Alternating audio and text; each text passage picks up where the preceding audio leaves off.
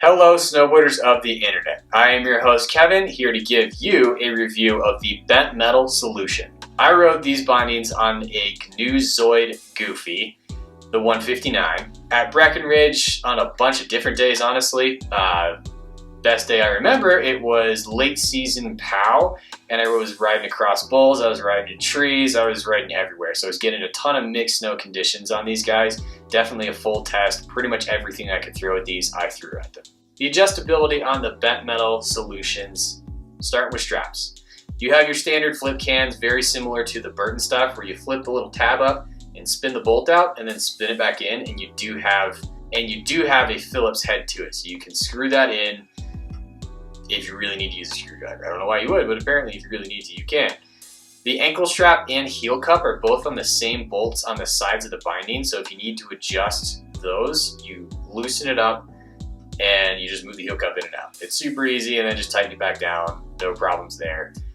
And it's actually super easy to do. I've done it on hill at one point, so I never really had any issues with the adjustability on these. You do kind of have a manner of adjustability with how the binding feels underfoot, because you can buy the drive plates, the footbed piece of the binding, separately. So you can kind of adjust the stiffness or the dampening of that binding a little bit, but you do have to buy extra pieces to get that adjustability.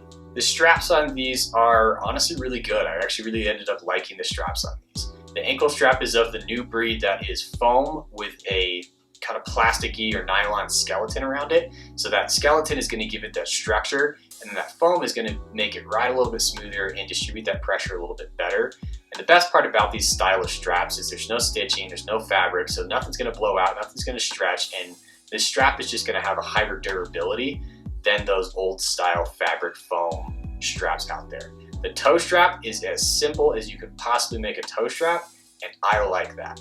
All it is a oval basically of plastic with a big enough window that your toe box can fit through it. It stays put, it locks down, it doesn't move, no pressure.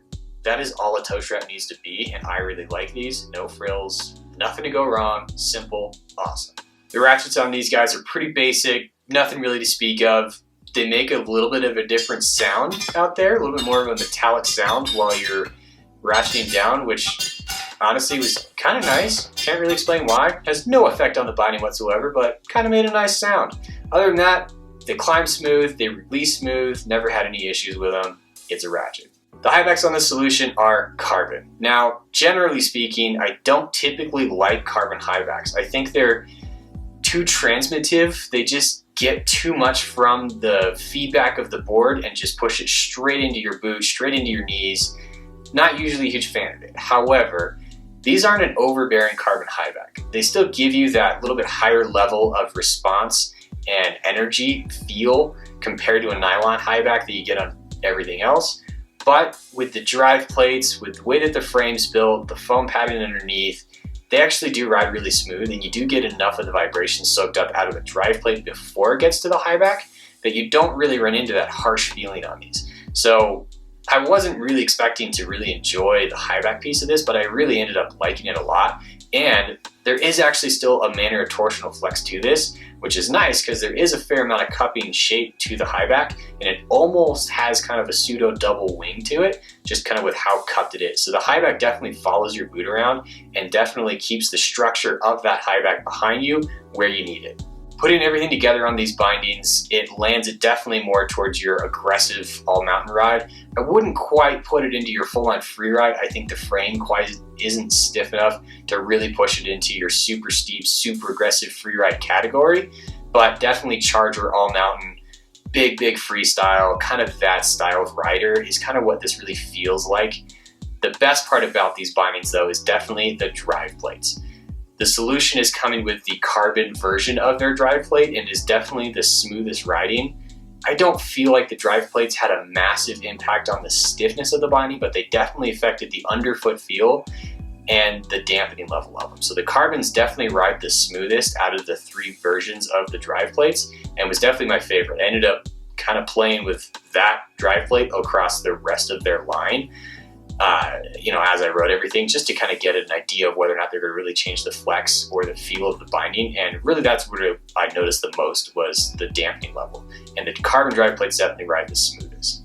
Bent Metal definitely puts this binding towards their free ride, their all mountain, their aggressive riders.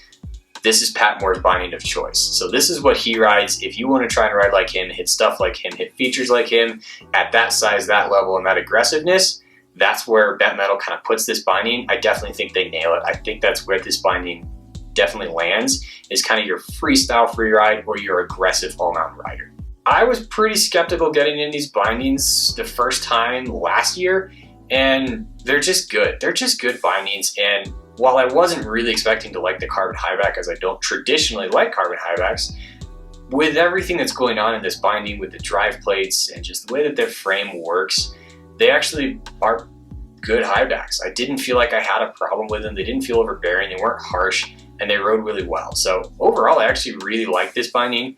Out of the entire lineup, I probably sway towards Transfer. It just kind of matches my riding style a little bit better.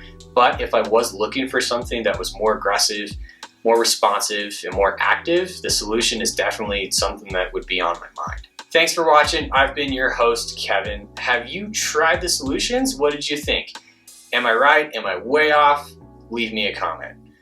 If you're new here, click the subscribe button, and while you're clicking that, make sure you smash the bell, get notifications that these videos are coming out and other projects that we've got coming to you. Head over to Angry Snowboarder VIP. It is the best way to support us, keep these projects coming to you.